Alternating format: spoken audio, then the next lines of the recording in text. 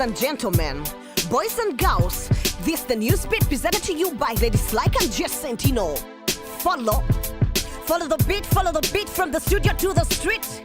Info with the flow keeps you sharp and in the know. Sit back, relax, enjoy the news. Follow. As Kenya prepares for its August 8th general elections, one parliamentary candidate is attracting a lion's share of the media's attention. Boniface Mwangi, a 33-year-old son of a street hawker, is vying to become Starehe constituency's new legislator.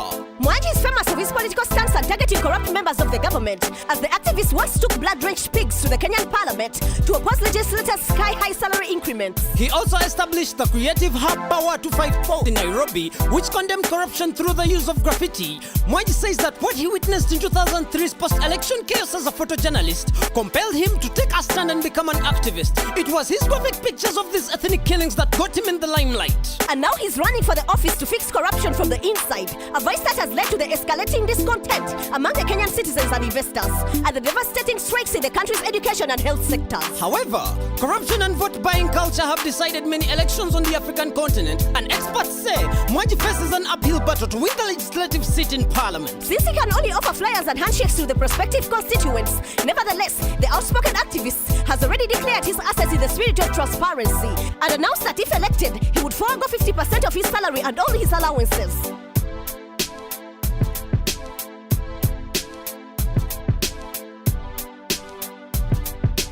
Africa has more than 160,000 people with personal fortunes in excess of $1 million.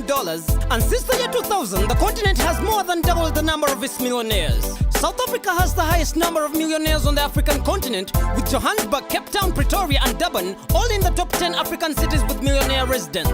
34% of high net worth Africans also own properties in other countries, especially in international cities like Dubai, London, New York and Paris. However, as Africa's rich get richer, more Africans are now languishing in poverty, and many African countries are currently experiencing deepening inequality. Like Angola, Africa's second largest oil producer after Nigeria, whose oil revenues have rarely reached the local populations, especially in rural areas. Less than 1% of Angola's labor force is employed by its oil sector, with a large proportion of oil profits going in a handful of the country's elite and foreign investors. Africa has around 30% of the world's known mineral reserves, but the abundance of natural resources has been less of a blessing and more of a curse, as the exploitation of these resources has often led to war and endemic corruption, with most of the revenues repatriated abroad rather than developing the local populations. And although the African continent has had a mining boom in the past decade, the majority of its citizens have hardly benefited.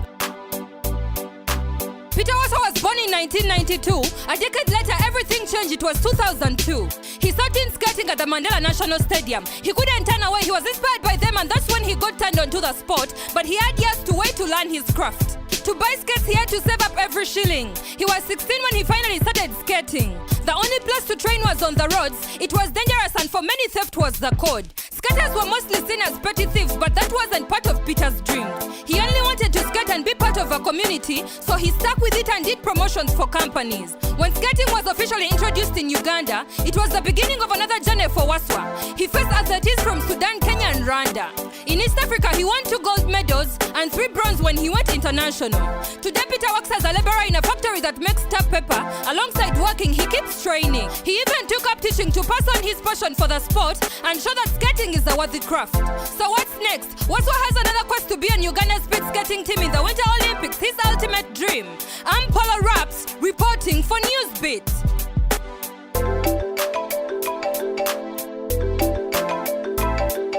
Hello? Hey Jay, what if you had a phone that lets you call for free? How?